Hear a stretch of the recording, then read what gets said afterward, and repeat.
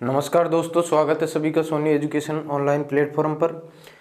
दोस्तों, हम राजस्थान के इतिहास में राजस्थान के जो अभिलेख हैं उसके बारे में चर्चा कर रहे थे। हमने राजस्थान के इतिहास के जो प्रमुख अभिलेख शिलालेख थे वहाँ मुख्य रूप से जो 10-12 अभिलेख थे उनकी जानकारी प्राप्त कर ली थी। हमारा अंतिम जो अभिलेख था वो बिजोलिया शिलालेख था।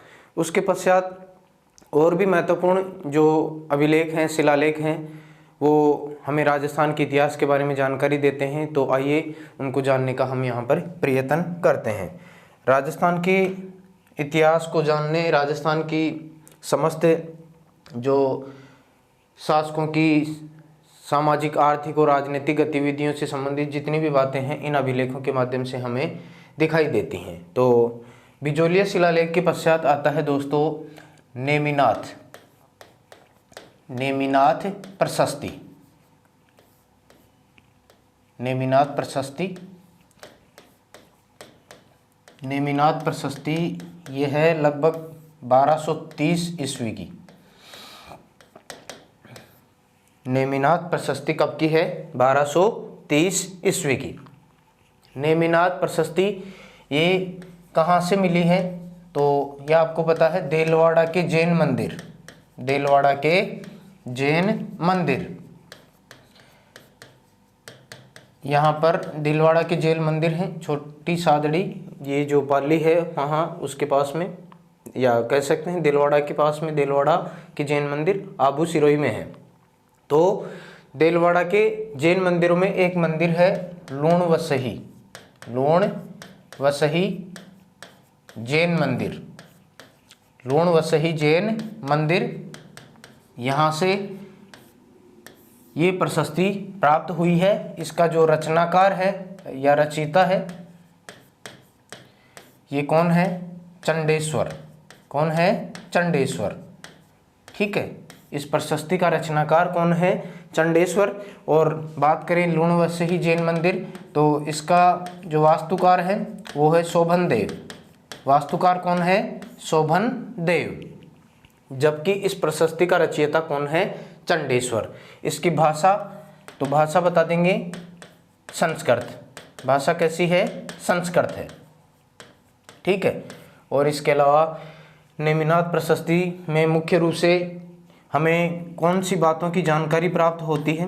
तो इसमें हमें जो जानकारी प्राप्त होती है वो आबू के परमार शासकों की जानकारी।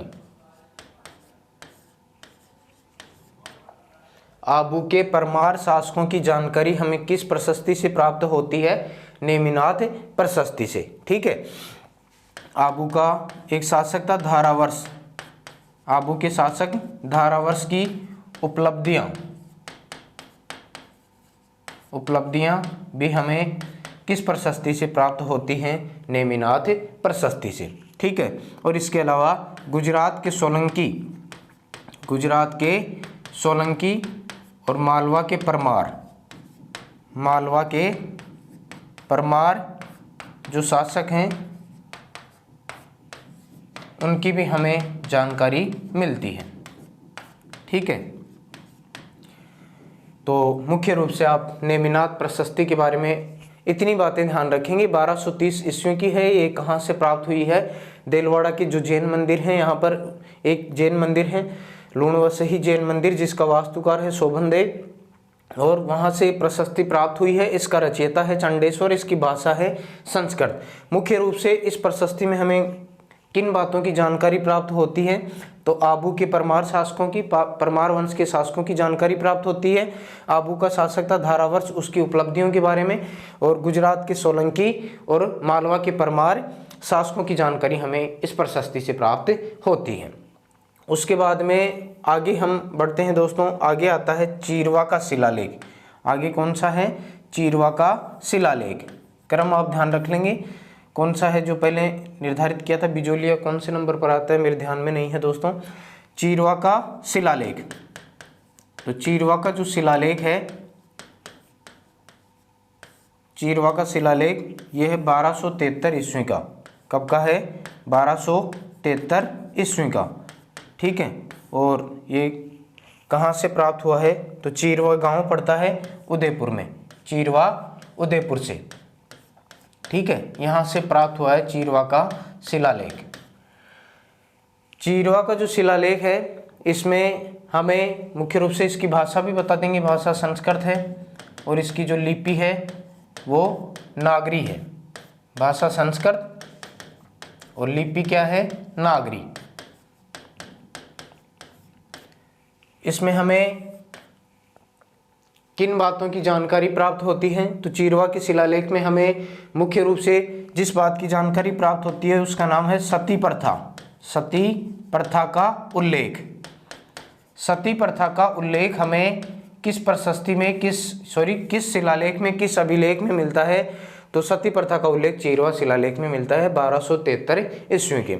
और इसके अलावा हमें इसमें मेवाड़ राज्य के इतिहास, मेवाड़ राज्य के इतिहास के बारे में जानकारी प्राप्त होती है। किस शिलालेख से? चीरवा के शिलालेख से, ठीक है।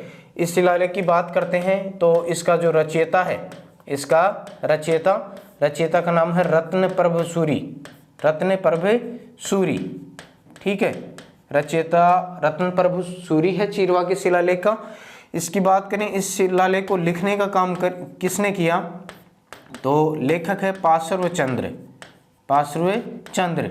और इसके अलावा इसका जो उत्कीर्णक है, यानी पत्थर के ऊपर उत्कीर्ण करने का काम किसने किया? तो केली सिंह। और बात करें इसका जो शिल्पी है, शिल्पकार, उसका नाम है देलहण। क्या नाम है? देलहण। तो मुख्य रूप से ये बातें भी ध्यान में रखेंगे, ये सारी इंपॉर्टेंट है दोस्तों। चीरवा का शिलालेख हमें चीरवा उदयपुर से प्राप्त होता है। इसकी भाषा संस्कृत और लिपि नागरी है। 1273 ईस्वी का ये शिलालेख है। इसके अलावा इसमें हमें सर्वप्रथम सती प्रथा की जानकारी प्राप्त होती है और मेवाड़ राज्य के इतिहास के बारे में भी चीरवा शिलालेख में बातें बताई गई हैं। इसमें इसका जो रचयिता है उसका नाम है रत्नप्रभ सूरी और लेखक है पार्श्वचंद्र।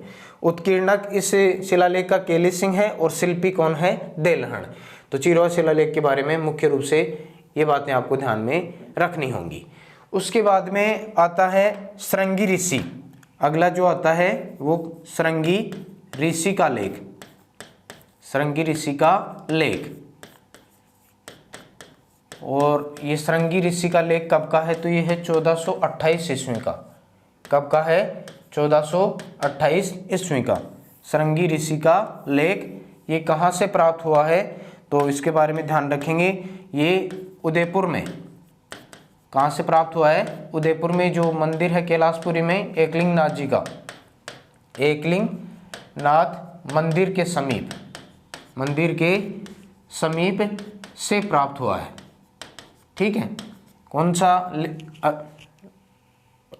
ऋषि? श्रृंगी ऋषि का लेखक लिख दिया दोस्तों, यहाँ पर आपको लेख ध्यान रखना है। श्रृंगी ऋषि का लेख, ठीक है।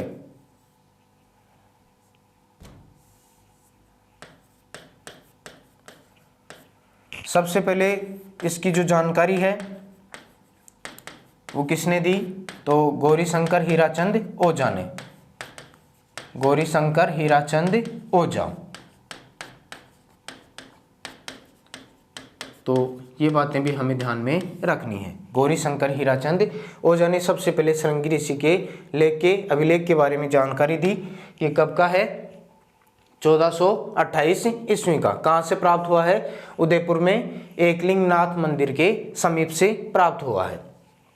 श्रृंगी ऋषि का जो लेख है इसके बारे में जो प्रमुख बातें हैं वो इसमें जो जानकारी मिलती है हमें, मेवाड़ के जो राणा हमीर हैं, मेवाड़ के राणा हमीर से लेकर मोकल, महाराणा मोकल तक की जानकारी प्राप्त होती है, ठीक है।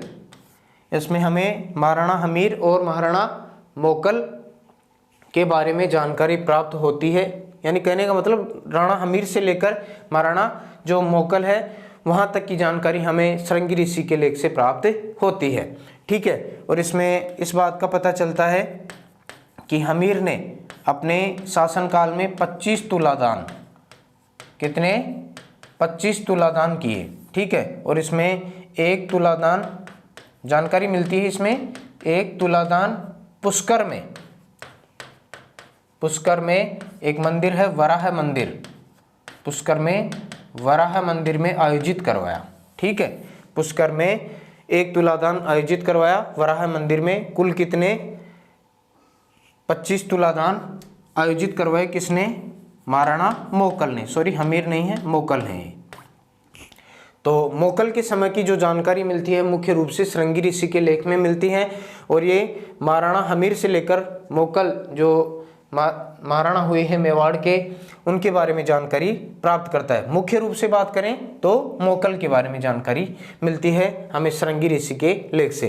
तो महाराणा मोकल ने अपने शासनकाल में 25 तुलादान आयोजित करवाए, जिनमें से एक तुलादान पुष्कर के वराह मंदिर में आयोजित करवाया। इस श्रृंगी ऋषि लेख का जो रचयिता माना जाता है वो माना जाता है कौन? महेश्वर। कौन माना जाता है? महेश्वर। और इसका उत्कीर्णक कौन है? तो फन्ना। उत्कीर्णक किसको माना जाता है? फन्ना को। ये दोनों बातें भी इस ऋषि श्रृंगी के लेख के बारे में आपको ध्यान में रखनी चाहिए। तो और कोई विशेष बातें नहीं है, ये बातें आपको ध्यान में रखनी होंगी। उसके बाद में हम आगे बढ़ते हैं, तो आगे आती है रणकपुर प्रशस्ति। कौन सी आती है? रणकपुर प्रशस्ति।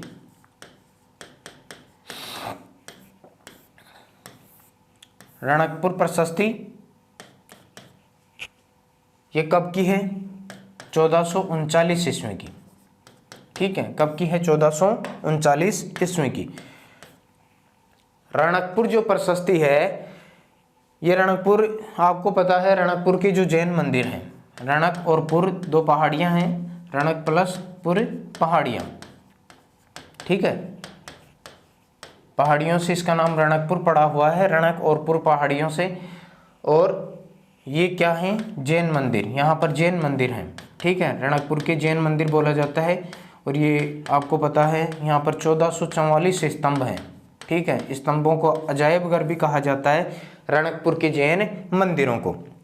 तो रणकपुर की जो पहाड़ियाँ, यहाँ पर जो जैन मंदिर हैं, ये छोटी सादड़ी पाली कहाँ पड़ता है? छोटी सादड़ी पाली के पास में पड़ते हैं। ठीक है, ये ध्यान रखेंगे। और यहाँ से ही ये प्रशस्ति प्राप्त हुई है। ठीक है, ध्यान रख लेंगे। इस प्रशस्ति का जो रचनाकार है या रचयिता है वो देपाक है। रचयिता कौन है? देपाक।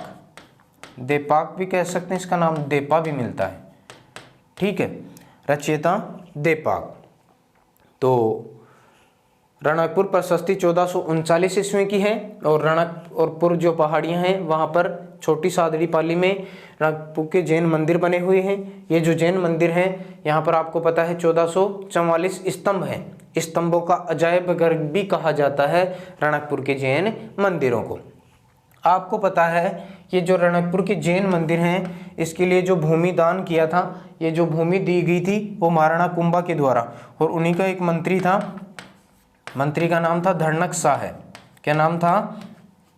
धड़नक शाह द्वारा क्या करवाया गया? निर्माण करवाया गया रणकपुर के जैन मंदिरों को। और इसके लिए भूमि किसने दान में दी थी? तो भूमि दान में दी थी किसने? महाराणा कुंभा ने। इसका रचयिता है देपाक या देपा। इस रणकपुर प्रशस्ति में, प्रशस्ति का मतलब किसी वंश या किसी शासक के बारे में प्रशंसा में लिखे गए लेख। रणकपुर प्रशस्ति में हमें मुख्य रूप से किस बात की जानकारी मिलती है? तो रणकपुर प्रशस्ति में एक तो दोस्तों हमें जानकारी मिलती है किसकी? महाराणा कुंभा की। ठीक है, महाराणा कुंभा के बारे में जानकारी, क्योंकि कुंभा के समय इसकी रचना की गई। कुंभा के बारे में जानकारी मिलती है और कुंभा की जो उपलब्धियां हैं उसके बारे में जानकारी मिलती है। इसके अलावा मुख्य रूप से जो और बात है वो कौन सी है? तो मुख्य रूप से ये बात है कि इसमें जो जानकारी मिलती है वो ये मिलती है कि मेवाड़ का जो महाराणा था, मेवाड़ का जो संस्थापक था गोहिल को काल भोज का पुत्र बताया गया। ठीक है। गुहिल किसका पुत्र था? काल भोज का पुत्र था। इस बात की जानकारी रणकपुर प्रशस्ति में मिलती है। जो ये बात क्या है दोस्तों, असत्य है, पूर्णतः गलत है। और इसमें काल भोज को और बप्पा रावल, काल भोज और बप्पा रावल, आपको पता है इन्हीं की उपाधि थी ये बप्पा रावल। तो इनको दोनों को अलग अलग व्यक्ति माना गया है। दोनों को क्या माना गया है? अलग अलग व्यक्ति। दोनों क्या थे? अलग अलग व्यक्ति थे। काल भोज अलग था और बप्पा रावल अलग था। तो ये बातें भी यहाँ पर ध्यान में रखनी है। ठीक है दोस्तों, ये ध्यान रखेंगे। रणकपुर प्रशस्ति के बारे में 1439 ईस्वी की है। रणक और पुर पहाड़ियाँ पर ये जैन मंदिर हैं, इस कारण रणकपुर के जैन मंदिर इनका नाम पड़ा है। और 1444 स्तंभों के लिए जाने जाते हैं। स्तंभों का अजायब घर भी कहा जाता है इनको। ये रणकपुर के जैन मंदिर किसके द्वारा बनाए गए? कुंभा के मंत्री धड़नक शाह के द्वारा निर्माण करवाया गया। इसका रचनाकार देपाक या देपा को माना जाता है। और इसमें कुंभा के बारे में जानकारी मिलती है। मेवाड़ का महाराणा कुंभा के बारे में जानकारी मिलती है। और इसमें गुहिल जो मेवाड़ का संस्थापक था उसको काल भोज का पुत्र बताया गया है, जो पूर्णतः क्या है दोस्तों, असत्य है। काल भोज और बप्पा रावल दोनों को यहाँ पर इस प्रशस्ति में अलग अलग व्यक्ति बताया गया है। ये जानकारी है रणकपुर प्रशस्ति के बारे में। उसके बाद में आगे हम बढ़ते हैं। तो रणकपुर प्रशस्ति के बाद में आगे आती है हमारी कीर्ति स्तंभ, कीर्ति स्तंभ प्रशस्ति, कीर्ति स्तंभ प्रशस्ति। ये भी काफी इंपॉर्टेंट है दोस्तों, कीर्ति स्तंभ प्रशस्ति। इसका नाम आपको विजय स्तंभ प्रशस्ति भी मिल जाएगा, विजय स्तंभ प्रशस्ति। ठीक है, एक ही बात है। विष्णु स्तंभ प्रशस्ति भी मिल जाएगा, विष्णु स्तंभ प्रशस्ति। ठीक है। तो कीर्ति स्तंभ प्रशस्ति ये कब की है? 1460 ईस्वी की, 1460 ईस्वी की। और ये हमें कहाँ से मिलती है? चित्तौड़गढ़, दुर्ग से। कीर्ति स्तंभ प्रशस्ति चित्तौड़गढ़ दुर्ग से 1460 ईस्वी की है। अब देखिए दोस्तों, आपको पता है मेवाड़ के जो महाराणा थे कुंभा, मेवाड़ के महाराणा कुंभा ने विजय स्तंभ या कीर्ति स्तंभ का निर्माण करवाया। ठीक है, इस प्रकार का स्तंभ हम मान लेते हैं। ये आपको पता है 9 मंजिला, कितने मंजिला? 9 मंजिला विजय स्तंभ का निर्माण करवाया किसने? महाराणा कुंभा ने। ठीक है।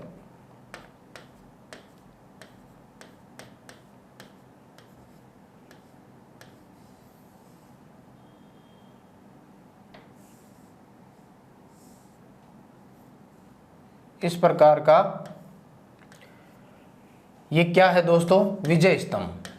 ठीक है, विजय स्तंभ का निर्माण करवाया कुंभा ने। आपको पता है जब उन्होंने मांडू के सुल्तान जो मोहम्मद खिलजी प्रथम था उसको हराया था, तो उस विजय की स्मृति में विजय स्तंभ का निर्माण करवाया। कहाँ पर? चित्तौड़गढ़ दुर्ग में। ठीक है। और ये कुंभा ने अपने आराध्य देव विष्णु, भगवान विष्णु को समर्पित है। ये किसको समर्पित किया? भगवान विष्णु को समर्पित किया है। ठीक है। यहाँ से ही हमें एक प्रशस्ति प्राप्त हुई है, इसके पास से ही लगी हुई प्रशस्ति प्राप्त हुई है। ठीक है, ये ध्यान रखेंगे। ये क्या है? प्रशस्ति। प्रशस्ति का मतलब प्रशंसा में लिखा गया लेख। तो मेवाड़ के महाराणा कुंभा ने 1460 ईस्वी में चित्तौड़गढ़ दुर्ग में एक विजय स्तंभ का निर्माण करवाया। कितना मंजिला? 9 मंजिला। ठीक है। और इसका निर्माण करवाया आपको पता है 1440 से लेकर 1448 तक, 1448 तक। और इसके जो वास्तुकार हैं आपको पता है, वास्तुकार कौन है? तो जेता, नापा, पुंजा, ठीक है, जेता, नापा, पुंजा, पोंबा, नाथा काफ़ी वास्तुकार माने जाते हैं। मुख्य रूप से जेता और नापा ध्यान रखेंगे आप। विष्णु स्तंभ का निर्माण करने वाले जो वास्तुकार थे उनका नाम ध्यान में रखना है।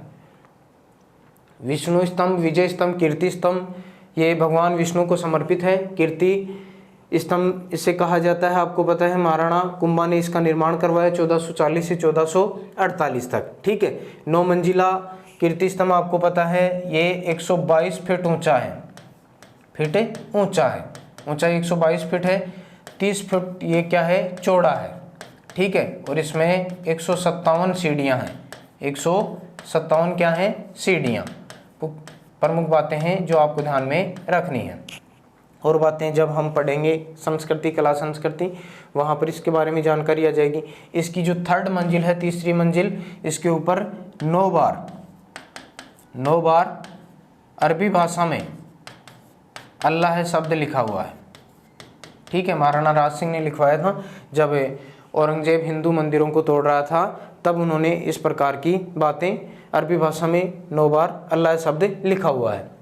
और इसकी जो 9वीं मंजिल है वो बिजली गिरने के कारण, आकाशीय बिजली गिरने के कारण ध्वस्त हो गई और महाराणा जो स्वरूप सिंह है उन्होंने इसका पुनर्निर्माण करवाया था। ये है विजय स्तंभ। कीर्ति स्तंभ के बारे में प्रमुख जानकारियाँ मैंने आपको बताई हैं। भारतीय मूर्तिकला का विश्व कोश हिंदू देवी देवताओं का अजायब घर कहलाता है कीर्ति स्तंभ, विजय स्तंभ। ठीक है, और आपको पता है राजस्थान पुलिस और माध्यमिक शिक्षा बोर्ड का ये क्या है, प्रतीक चिन्ह भी है। और राजस्थान की प्रथम एक ऐसी इमारत जिसके ऊपर भारत सरकार ने 1 रुपये का डाक टिकट जारी किया 15 अगस्त 1549 ईस्वी को। अब बात कर रहे हैं हम प्रशस्ति की। तो प्रशस्ति ये संस्कृत भाषा में, कौन सी भाषा में है, संस्कृत भाषा में। ठीक है, और इस प्रशस्ति का जो रचनाकार है, रचयिता या रचनाकार, तो उसका नाम आपको ध्यान में रखना है अत्रि भट्ट। अत्रि भट्ट, और इन्हीं के पुत्र थे महेश भट्ट। ठीक है, अत्रि भट्ट और महेश भट्ट, क्योंकि इनकी मृत्यु हो गई थी अत्रि भट्ट की, उसके पश्चात महेश भट्ट ने इस प्रशस्ति को पूरा किया था। तो ध्यान रख लेंगे रचनाकार। मुख्य रूप से यही बातें पूछी जाती हैं कि निम्न प्रशस्ति का रचनाकार कौन है, या कीर्ति स्तंभ प्रशस्ति, कुंभलगढ़ प्रशस्ति, कोई भी प्रशस्ति, उसका रचनाकार आपको विशेष रूप से ध्यान में रखना है। मुख्य रूप से ये जो 10-12 अभिलेख, शिलालेख या प्रशस्तियाँ हैं उसके बारे में तो आपको निश्चित तौर पर ध्यान में रखना है।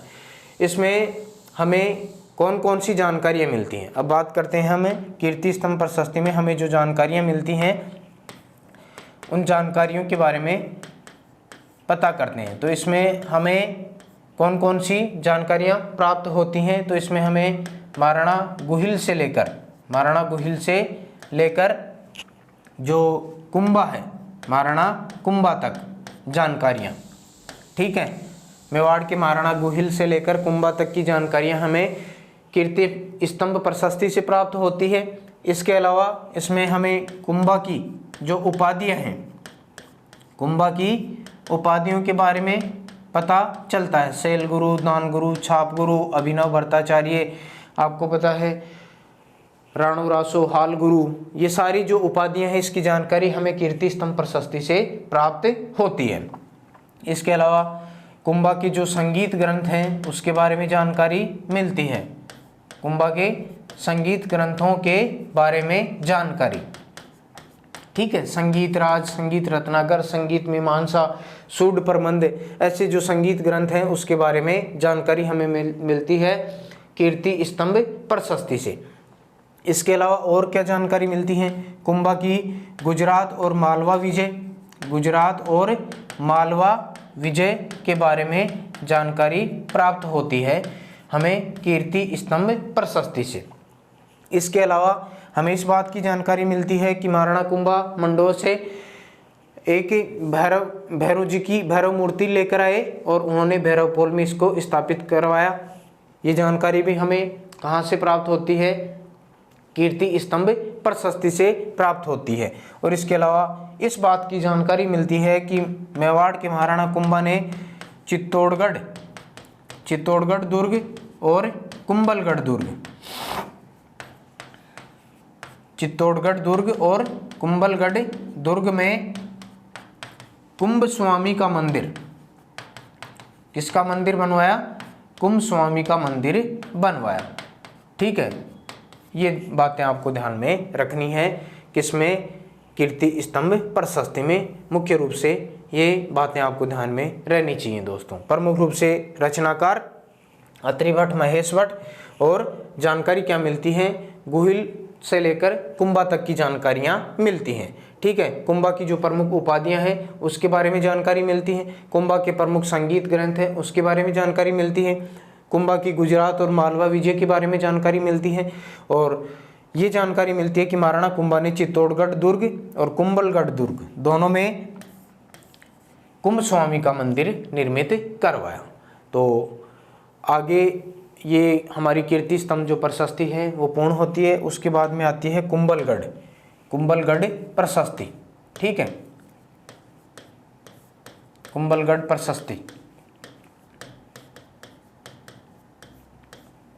ये 1460 ईस्वी की है। ठीक है, और इसकी जो भाषा है वो है संस्कृत।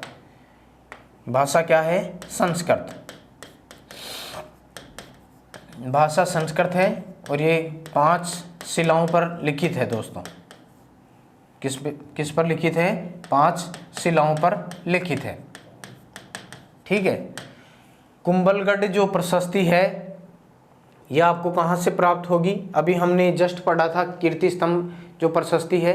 तो कीर्ति स्तंभ प्रशस्ति में हमें एक जो जानकारी मिलती है, अंतिम जानकारी, कि महाराणा कुंभा ने चित्तौड़गढ़ दुर्ग में और कुंभलगढ़ दुर्ग में कुंभस्वामी का मंदिर, किसका मंदिर बनवाया? कुंभस्वामी का मंदिर। ठीक है, कुंभस्वामी मंदिर ये कहाँ बनवाया? कुंभलगढ़ दुर्ग में। तो यहाँ से ये प्रशस्ति प्राप्त होती है।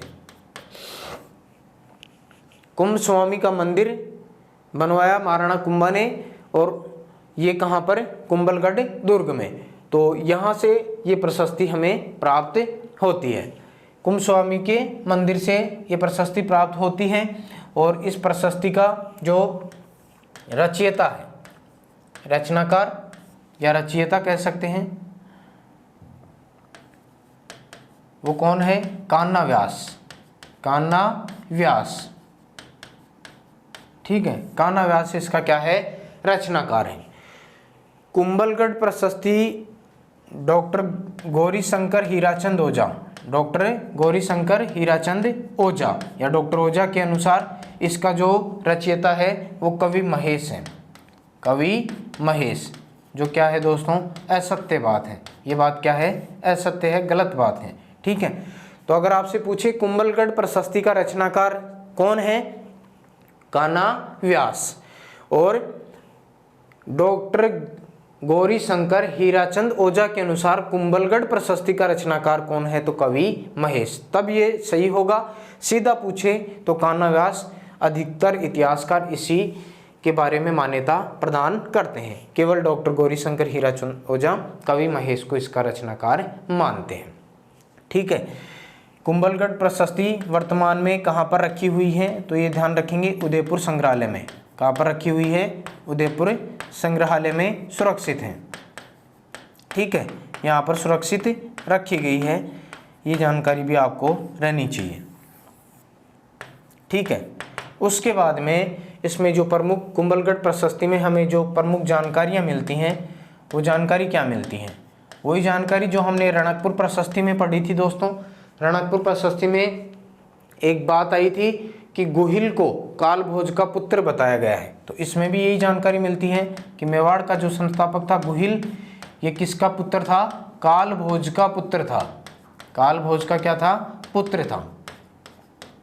ठीक है, ये बात क्या है? असत्य है। ठीक है, ये बात क्या है? गलत है। तो कुंभलगढ़ प्रशस्ति और रणकपुर प्रशस्ति दोनों में इस बात की जानकारी मिलती है कि गुहिल किसका पुत्र था? कालभोज का पुत्र था। ये बात दोस्तों क्या है? असत्य है, क्योंकि इतिहासकार इस बात को मान्यता नहीं देते हैं। इसमें कुंभलगढ़ प्रशस्ति में मुख्य रूप से महाराणा कुंभा के बारे में जानकारी प्राप्त होती है। आपको पता है कुंभा के समय का ही है, तो मेवाड़ राज्य के इतिहास और उपलब्धियों के बारे में, कुंभा की उपलब्धियों के बारे में जानकारी है कुंभलगढ़ प्रशस्ति में। इसके अलावा अन्य जो जानकारियां हैं वो ये है कि जो कालभोज है वो किसकी गायें चराता था? हारित ऋषि की गायें चराता था। और हारित ऋषि के आशीर्वाद से ही, इसी हारित ऋषि के आशीर्वाद से ही क्या प्राप्त हुआ? राज्य की प्राप्ति हुई।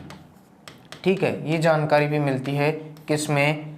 कुंभलगढ़ प्रशस्ति में। और इसके अलावा इसमें आगे जाकर हम मेवाड़ राज्य का इतिहास पढ़ेंगे तो आएंगे महाराणा हमीर। हमीर को कुंभलगढ़ प्रशस्ति में विषम घाटी पंचानन, विषम घाटी पंचानन, विषम घाटी पंचानन की उपाधि दी गई है। विषम समय में अडिग रहने वाला, इसका मतलब ये होता है। तो महाराणा हमीर को विषम घाटी पंचानन की जो उपाधि मिली है, इसकी जानकारी हमें किस प्रशस्ति से प्राप्त होती है? कुंभलगढ़ प्रशस्ति से। और एक महाराणा समर सिंह भी आएंगे, उनको भी एक उपाधि मिली हुई है शत्रु की शक्ति का अपहरणकर्ता। ठीक है, उस बात की जानकारी भी हमें कुंभलगढ़ प्रशस्ति में प्राप्त होती है। तो ये बातें आपको दोस्तों ध्यान में रखनी है, कुंभलगढ़ प्रशस्ति से संबंधित है। ठीक है, कोई विशेष बातें नहीं है, 1460 ईस्वी की है। और जो कुंभलगढ़ दुर्ग में कुंभ स्वामी का मंदिर बनवाया महाराणा कुंभा ने, यहाँ से प्रशस्ति प्राप्त हुई है। इसकी भाषा संस्कृत है, 5 शिलाओं पर लिखित है। इसके रचनाकार है कान्हा व्यास और डॉक्टर ओझा के अनुसार इसके रचनाकार कवि महेश हैं। ठीक है, जो असत्य बात है, अगर डॉक्टर ओझा के बारे में पूछें तो बात सही हो जाएगी। अगर सीधा पूछा जाए कुंभलगढ़ प्रशस्ति का रचनाकार कौन है, तो उसमें अगर दोनों ऑप्शन हो तो भी उत्तर होना चाहिए कान्हा व्यास। वर्तमान में ये प्रशस्ति कहाँ सुरक्षित है? उदयपुर संग्रहालय में। क्या जानकारियाँ मिलती हैं इस प्रशस्ति में? तो मेवाड़ के महाराणा जो गुहिल थे वो कालभोज के पुत्र थे, ये जानकारी मिलती है जो पूर्णतः असत्य है। और हारित ऋषि के आशीर्वाद से कालभोज को राज्य की प्राप्ति हुई, ये जानकारी मिलती है। और राणा हमीर को विषम घाटी पंचानन की उपाधि मिली है, किसमें? कुंभलगढ़ प्रशस्ति में। तो मेरे हिसाब से किसी प्रकार की आपको कोई समस्या नहीं होनी चाहिए इस प्रशस्ति से संबंधित। उसके बाद में आगे हम बढ़ते हैं, तो आगे बढ़ने पर एक आती है जगन्नाथ प्रशस्ति। कौन सी आती है? जगन्नाथ प्रशस्ति। जगन्नाथ प्रशस्ति, जगन्नाथ राय प्रशस्ति भी कहते हैं। ये हमें कहाँ से प्राप्त होती है? ये है 1652 की। कब की है? 1652 ईस्वी की है। ठीक है, जगन्नाथ प्रशस्ति हमें कहाँ से प्राप्त होती है? उदयपुर की जगदीश चौक से। ठीक है, यहाँ पर एक मंदिर है जगन्नाथ मंदिर, भगवान जगन्नाथ को समर्पित है। जगन्नाथ मंदिर कह सकते हैं, ठीक है, जगदीश मंदिर कह सकते हैं। जगदीश चौक से ही प्राप्त हुई है, तो इसी कारण उसका नाम जगदीश चौक पड़ा है। ठीक है, जगदीश मंदिर। सपनों में बना मंदिर आपको पता है, जगत सिंह प्रथम ने बनवाया इसको। तो जगन्नाथ मंदिर या जगदीश मंदिर से ये प्रशस्ति प्राप्त हुई है। ठीक है, 1652 ईस्वी की है। और इस प्रशस्ति का जो रचयिता है, रचयिता कौन है? रचयिता है कर्षण भट्ट। कौन है? कर्षण भट्ट है। और इसकी जो भाषा है, भाषा संस्कृत है, भाषा संस्कृत है। और ये काले पत्थर पर लिखित है। ठीक है, ये प्रशस्ति किस पर लिखी हुई है? काले पत्थर पर लिखी हुई है। उदयपुर के जगदीश चौक में स्थित जगन्नाथ मंदिर या जगदीश मंदिर या सपनों में बना मंदिर, वहाँ से प्राप्त हुई है। और इसका रचनाकार कर्षण भट्ट को माना गया है। भाषा संस्कृत है, काले पत्थर पर लिखित है। और इसमें जो जानकारी मिलती है मुख्य रूप से मेवाड़ राज्य के इतिहास और हल्दी घाटी युद्ध के बारे में भी जानकारी मिलती है। ठीक है, तो यह आपको ध्यान में रखना है जगन्नाथ प्रशस्ति के बारे में। उसके बाद आगे आता है आमेर का शिलालेख। आमेर का शिलालेख, तो नाम ही लग रहा है आमेर का शिलालेख, तो ये निश्चित रूप से कहाँ से प्राप्त होगा? आमेर से ही प्राप्त होगा। आमेर का शिलालेख ये 1612 ईस्वी का है। आपको पता है ये प्राप्त हुआ है आमेर दुर्ग से। कहाँ से प्राप्त हुआ है? आमेर दुर्ग। किसने बनाया? मिर्जा राजा मानसिंह ने। मिर्जा राजा मानसिंह के द्वारा इसका निर्माण करवाया गया था। 1612 ईस्वी की का ये शिलालेख है, आमेर दुर्ग से प्राप्त हुआ है। मिर्जा राजा मानसिंह के द्वारा आमेर दुर्ग का निर्माण करवाया गया।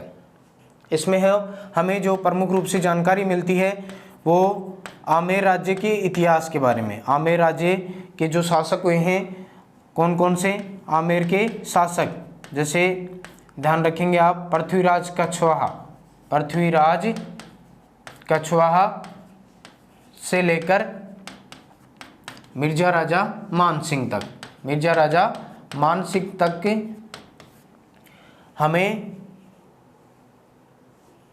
इस शिलालेख में जानकारी प्राप्त होती है। इसमें आमेर के जो शासक हैं उनको रघुवंश तिलक,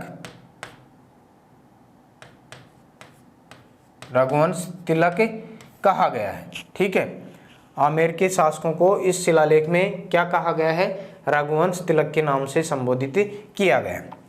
इसके अलावा इसमें हमें जमुआ रामगढ़, जमुआ रामगढ़ दुर्ग का भी उल्लेख मिलता है। इस शिलालेख में हमें जमुआ रामगढ़ दुर्ग के बारे में भी जानकारी मिलती है।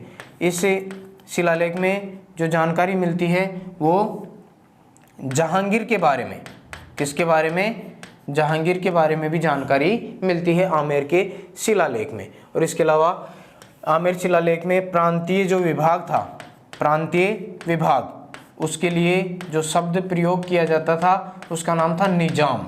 क्या नाम था, निजाम। तो निजाम प्रांतीय विभाग के रूप में जो जानकारी मिलती है हमें आमेर के शिलालेख में मिलती है। मुख्य रूप से ये बातें हैं आमेर के शिलालेख के बारे में जो आपको ध्यान में रखना है, और कोई विशेष बातें नहीं है। 1612 ईस्वी का कहाँ से प्राप्त हुआ है, आमेर दुर्ग से मिर्जा राजा मानसिंह के द्वारा इसका निर्माण करवाया गया। इसमें आमेर शासकों मुख्य रूप से पृथ्वीराज कछवाहा से लेकर मिर्जा राजा मानसिंह तक के बारे में जानकारी प्राप्त होती है। आमेर के शासकों को रघुवंश तिलक कहा गया है आमेर शिलालेख में, और जमुआ रामगढ़ दुर्ग का उल्लेख भी मिलता है इसमें, और जहांगीर के बारे में भी क्या मिलती है, जानकारी मिलती है। और इसके अलावा प्रांतीय विभाग के रूप में निजाम शब्द के बारे में जानकारी मिलती है हमें आमेर के शिलालेख में। उसके बाद में आगे आता है राज प्रशस्ति। आगे क्या है, राज प्रशस्ति।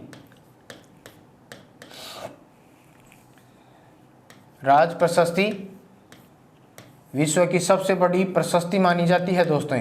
1676 ईस्वी की ये प्रशस्ति है माघ पूर्णिमा, माघ पूर्णिमा, इसके ऊपर लिखा हुआ मिला है माघ पूर्णिमा के दिन ये लिखवाई गई। राज प्रशस्ति विश्व की सबसे बड़ी प्रशस्ति, विश्व की सबसे बड़ी प्रशस्ति, यह आपको ध्यान में रखना है। विश्व की सबसे बड़ी प्रशस्ति मानी जाती है राज प्रशस्ति, और ये कहाँ पर, राजसमंद में जो राजसमंद झील है, राजसमंद झील, राजसमंद झील में जो 9 चौकी की पाल,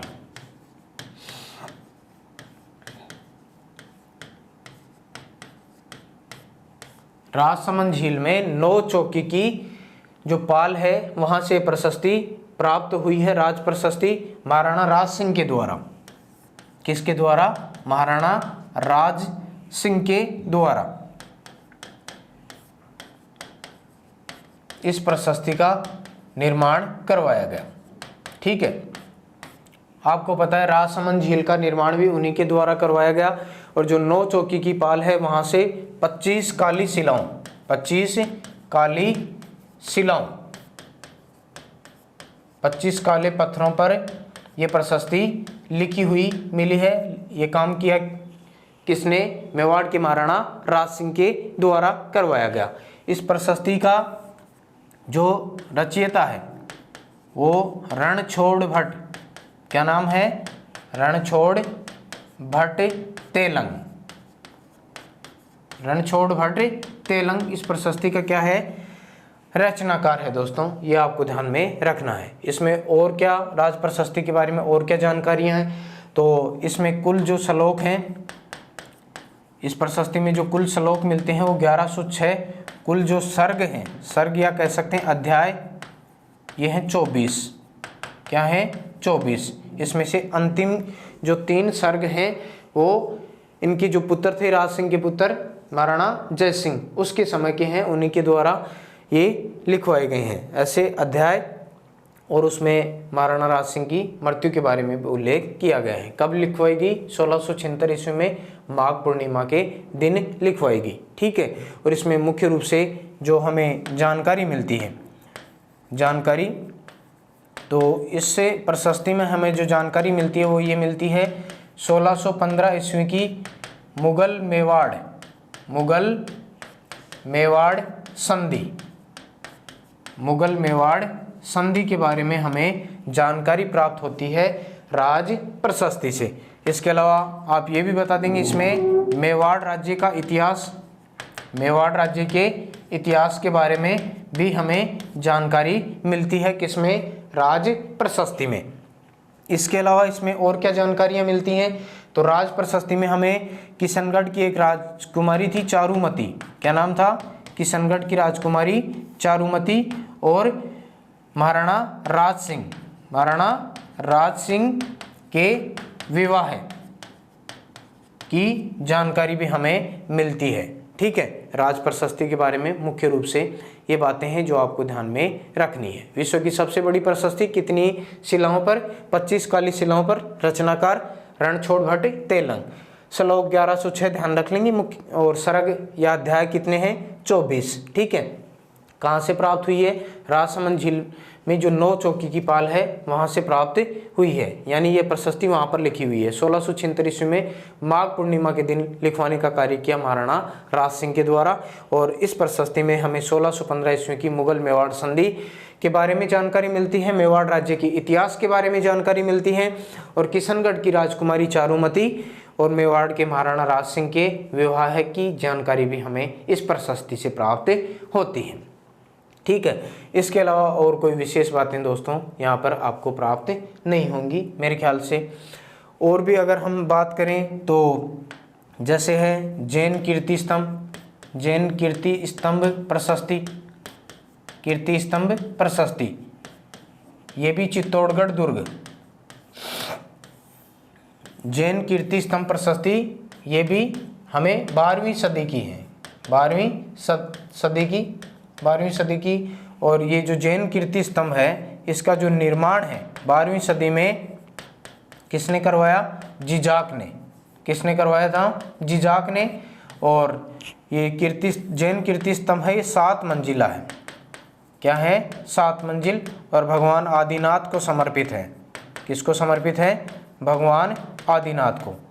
ध्यान रखेंगे कीर्ति स्तंभ अलग है, चित्तौड़गढ़ दुर्ग में ही वो है, और जैन कीर्ति स्तंभ अलग है। ठीक है। तो भगवान आदिनाथ को क्या है? समर्पित है। ये 7 मंजिला है, और इसका निर्माण किसने करवाया? एक जैन व्यापारी था जिजाक, उसके द्वारा करवाया गया। जैन कीर्ति स्तंभ प्रशस्ति में हमें जो प्रमुख रूप से जानकारी मिलती है कि जिजाक के जो वंशज थे इन्होंने अनेक दान कार्य किए। और इसके अलावा मेवाड़ राज्य के इतिहास के बारे में जानकारी जैन कीर्ति स्तंभ प्रशस्ति से प्राप्त होती है। इसके अलावा आप ध्यान रख लेंगे समिद्धेश्वर, कौन सी? समिद्धेश्वर प्रशस्ति। समिद्धेश्वर प्रशस्ति, और यह आपको पता है चित्तौड़ में एक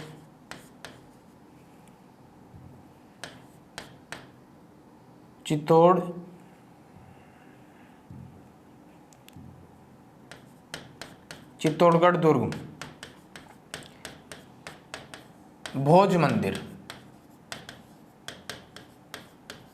मालवा का शासक था भोज, उसके द्वारा परमार शासक भोज के द्वारा इसका निर्माण करवाया गया। चित्तौड़गढ़ दुर्ग में भोज मंदिर का निर्माण करवाया गया। और उसके पश्चात इस भोज मंदिर का पुनर्निर्माण करवाया किसने? महाराणा मोकल ने। किसने करवाया? महाराणा मोकल ने। और इसका नाम हो गया क्या? मोकल मंदिर। इसके कई नाम हैं, मोकल मंदिर कह सकते हैं, समिद्धेश्वर मंदिर कह सकते हैं, और इसके अलावा त्रिभुवन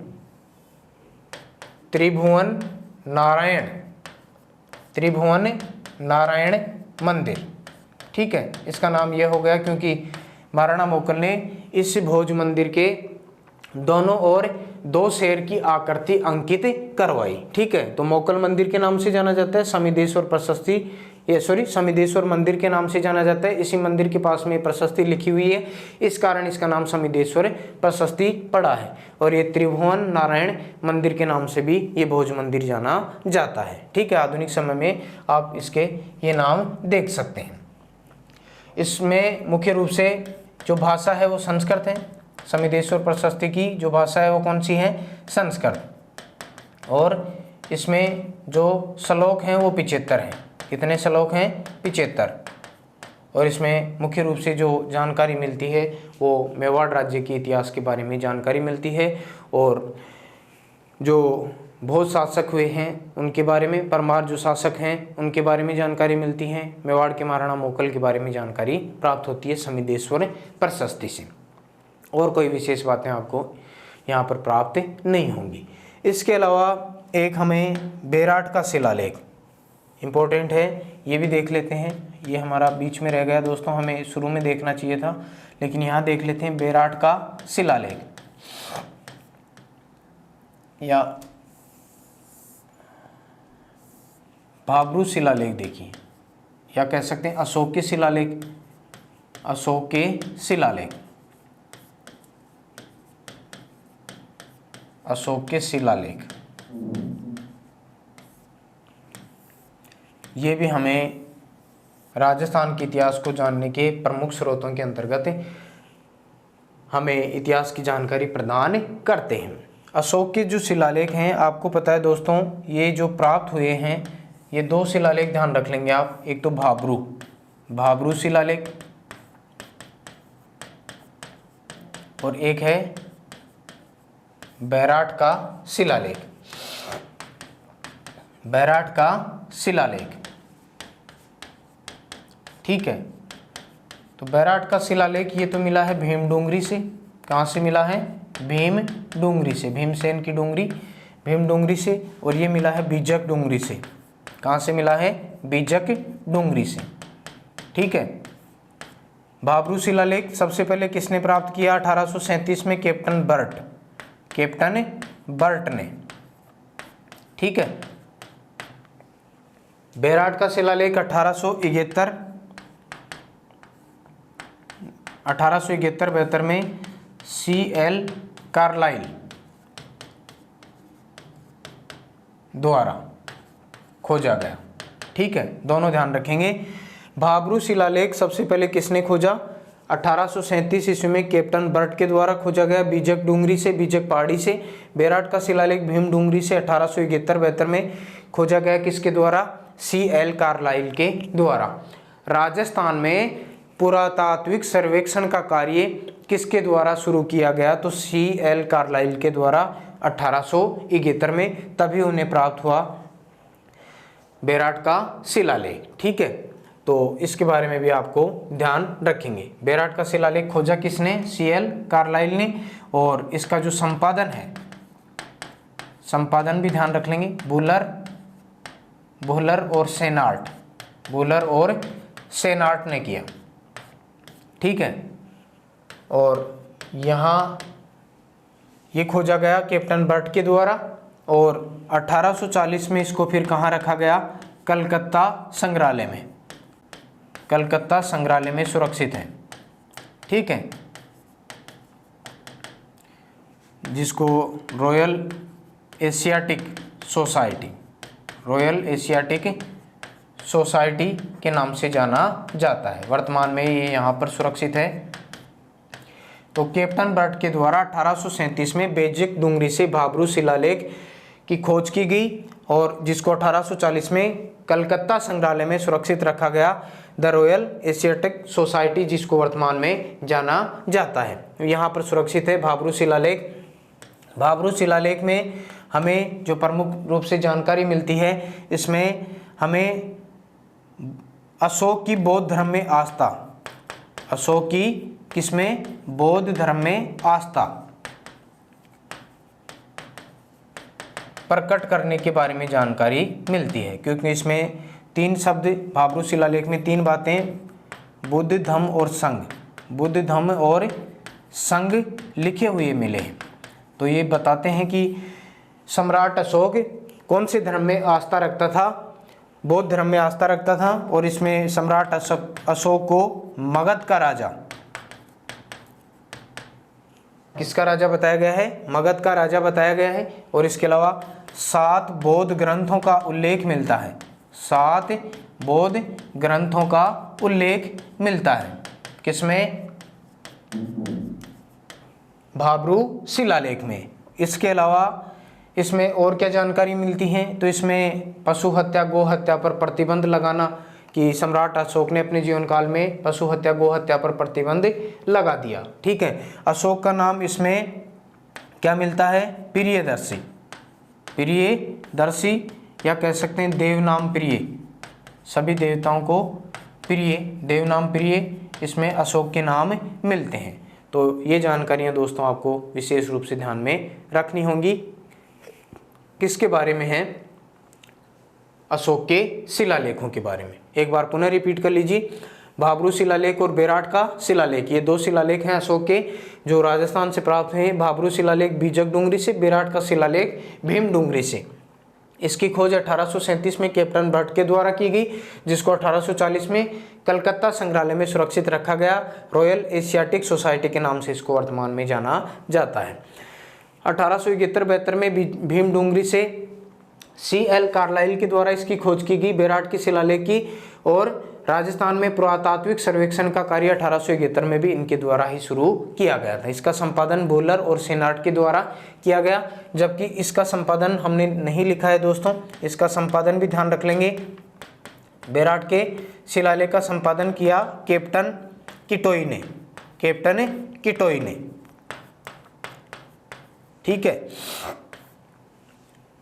यह अनुवाद कह सकते हैं, इसका अनुवाद कैप्टन किटोई ने किया। भाब्रू शिलालेख में हमें किन बातों की जानकारी मिलती है, तो इस बात की जानकारी मिलती है कि अशोक की बौद्ध धर्म में आस्था थी, यानी अशोक बौद्ध धर्म का क्या था, अनुयायी था। इसमें हमें अशोक के बुद्ध धम्म और संघ के बारे में जानकारी मिलती है। सम्राट अशोक को मगध का राजा बताया गया है। इसमें हमें 7 बौद्ध ग्रंथों का उल्लेख मिलता है। पशु हत्या गो हत्या पर प्रतिबंध से संबंधित जो जानकारी है वो भी हमें भाब्रू शिलालेख से प्राप्त होती है। और अशोक को प्रियदर्शी और देवनाम प्रिय नामों से संबोधित किया गया है, किसमें, भाब्रू शिलालेख में। तो दोस्तों, राजस्थान के इतिहास को जानने की जो स्रोत थे उसके संदर्भ में हमने प्रमुख जो बातें की हैं वो आपको राजस्थान के इतिहास को समझने में काफ़ी आसानी होगी, सुगमता होगी। इसी प्रकार से आप निरंतर ये राजस्थान के जो अभिलेख हैं, शिलालेख हैं, उनका अध्ययन करते रहें। 1 बार 2 बार पढ़ेंगे तो आसानी से आपको इन सभी बातों के बारे में जानकारी हो जाएगी। आज का जो हमारा टॉपिक है वो राजस्थान के अभिलेख पूर्ण होते हैं। आगे हम राजस्थान के जो प्रमुख प्राचीन समय के इतिहासकार हैं, राजस्थान के प्राचीन समय के जो सिक्के हैं उसके बारे में जानकारी अपनी अगली नेक्स्ट क्लास में करेंगे। तब तक के लिए सभी दोस्तों का तहे दिल से आभार, धन्यवाद।